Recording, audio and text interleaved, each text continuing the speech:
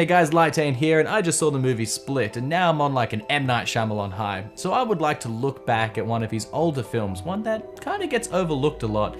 So today I'm going to be revisiting Unbreakable.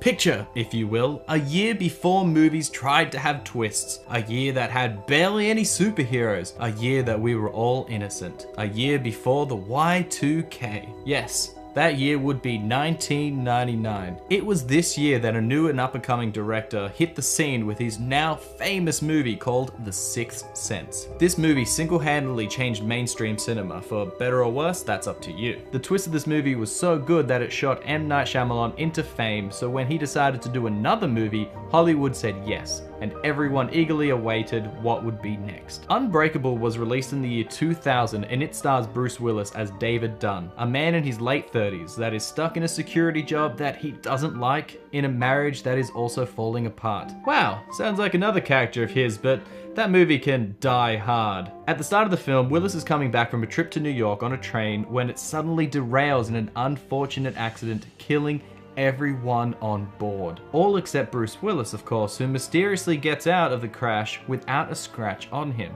This piques the interest of Elijah Prince, played by Samuel L. Jackson. Jackson hasn't had the best life growing up, even being born with broken arms. He suffers from a rare bone disease that makes him incredibly fragile and has broken almost every bone in his body at least once. After learning about David and his miraculous event, he becomes fixated on him, believing him to be special. Elijah is convinced that if God could make a man this frail, then there must be someone out there the total opposite. Someone unbreakable, and David fits that bill. The two hang out and David doesn't quite believe what Elijah is saying, though he does start to question himself and wonders if it all might be true. He hasn't had a sick day in years, he hasn't broken any bones. He did survive that train crash, so just maybe.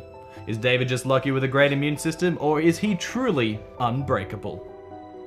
When Unbreakable first came into cinemas, it was hit with mixed reviews. A lot of people went in expecting a movie similar to The Sixth Sense, and they did not get what they hoped for. And the main reason that most people don't like this film is the pacing. This is a slow movie and honestly a little hard to get through. There are a few great key moments in the film that is very memorable, but it's the in-between parts that just slowed the movie down to almost a standstill. When watching this movie, it goes above and beyond to make it feel normal, like a real life experience, except most of it has this big sense of unease to it. It feels awkward when you're watching it. And because of the overuse of this, it does make the movie feel a little dull at times. The characters in this film do feel pretty real with the emotions and the crises that they go through. There isn't a big bad guy or villain per se, it's mostly the emotions that these people go through and the limitations that is thrown into their lives. David is a normal guy that just happens to have some strange things happen to and around him, but the drive of him as a character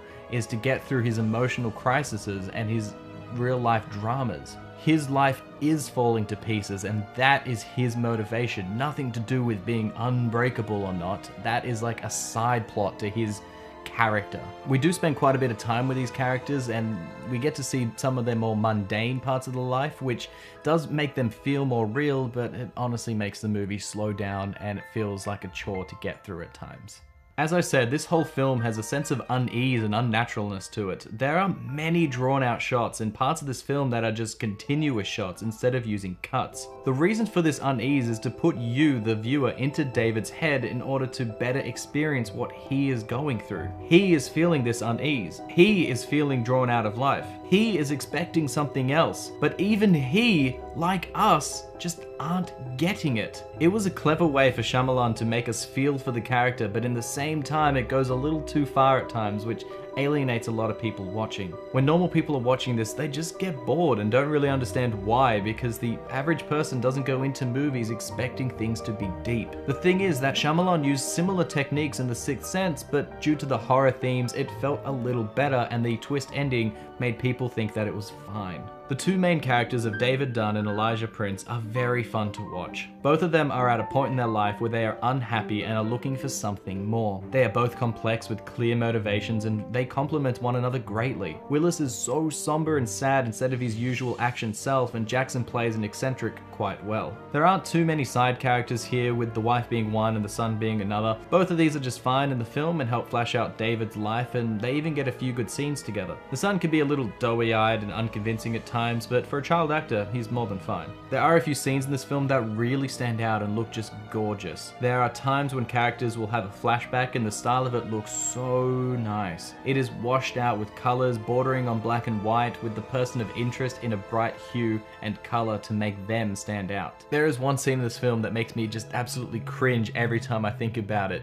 At one point, Jackson is trying to chase after a person that he needs to question, and he decides to go down a staircase in order to catch up to him. But he's going down the staircase a little bit too fast, and...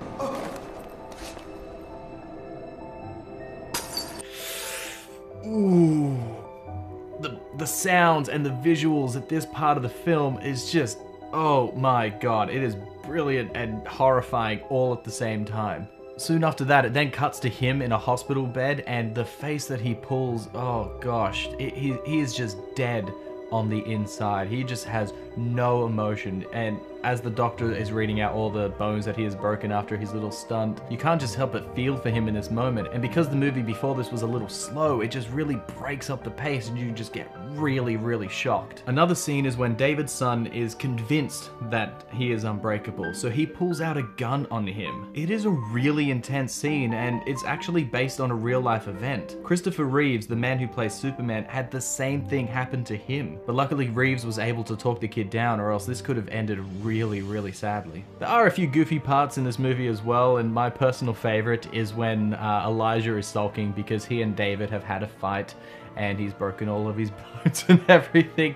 So he goes to a comic book store to sulk. He doesn't change his facial expression throughout the entire scene, keeping this sad, dead on the inside face as he acts like a child causing destruction in this guy's shop. It's pretty funny and goofy, but I don't think they did that intentionally, it just came out that way. Now, I usually try to avoid too many spoilers in my Is It Worth It series because I know for a fact that sometimes experiencing something for yourself is much better than just simply hearing somebody else talk about it. And even though that's usually the case, this is going to be one of those few times in which I will go into heavy spoilers for the end of the film. So if you don't want these spoilers, just click this little annotation here and it'll jump ahead to after I finish talking about these things. So just be warned, spoilers ahead. Over the course of the movie, you find out that Bruce Willis is truly unbreakable. He is stronger than an average person and his bones just won't break. To what limit his abilities extend to are never really explored in this film, which I guess is fine, but it's also a little frustrating. He also has the ability to sense danger and past wrongs in order to protect people, which is pretty cool. This movie, as it turns out, is a superhero origin story. Nothing like Iron Man or Superman, this shows a real person that discovers they had gifts, and he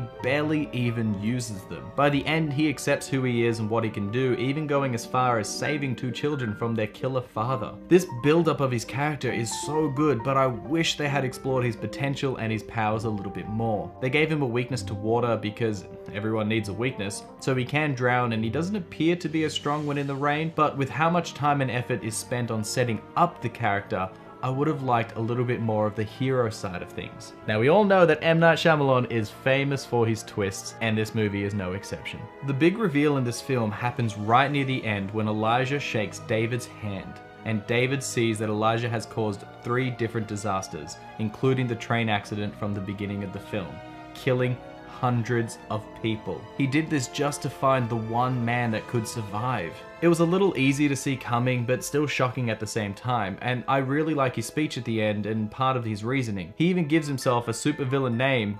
They called me Mr. Glass. And I personally like this ending, but I would have loved to have seen more afterwards. If you clicked on the annotation, this is the end of the spoilers, just so you know, just in case you were a little worried, so let's continue. The last thing I'll say about this film is that M. Night Shyamalan really needs to work on his endings. No, this is not going into spoilers, it's just an M. Night Shyamalan thing in general. He has this tendency to make a great story, but then right at the end, rush the conclusion. There is no joke that 2 minutes after you get this huge twist, the credits start rolling. You do not get to see the fallout of these characters that you've spent nearly 2 hours watching. No, there's just a little bit of text on the screen that says what happens next, and then the movie ends. Shyamalan does this this in other films as well, and I think it's because he doesn't know how to write a good conclusion. He comes up with these ideas for stories and everyone's like, yeah, that's great, but then he never really knows how to finish them. There are so many unanswered questions and plot threads in this movie, and for me, that is very annoying because I like everything to be wrapped up in a neat little package unless I know that there's more to come. Doing some research into the film has yielded the fact that Shyamalan had the idea of a trilogy, but he didn't get to do it because this didn't do so well in the box office, so the story was never expanded upon.